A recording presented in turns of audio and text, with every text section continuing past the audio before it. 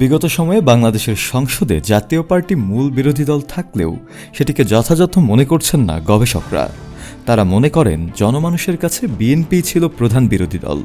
সংসদে তাদের উপস্থিতি না থাকলেও জনমনে তাদের অস্তিত্ব বেশ প্রকটভাবে বিরাজমান ছিল। শুক্রবার রাতে এ ব্যাপারে টকশোতে কথা বলেন সিনিয়র সাংবাদিক মাসুদ কামাল।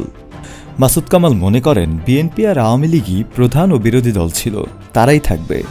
বাংলাদেশে বিরোধী দল এবং প্রধান দল আওয়ামী লীগ বিএনপি এখনো আছে।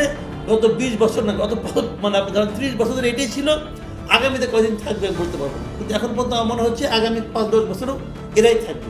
পাশাপাশি নানা ষড়যন্ত্রে বিএনপি ভাঙার বহু চেষ্টার পরেও যে বিএনপি দিন শেষে অক্ষত এবং নিজ অবস্থানে দণ্ডায়মান ছিল, সে ব্যাপারটিও তুলে আনেন এই গণমাধ্যম কর্মী।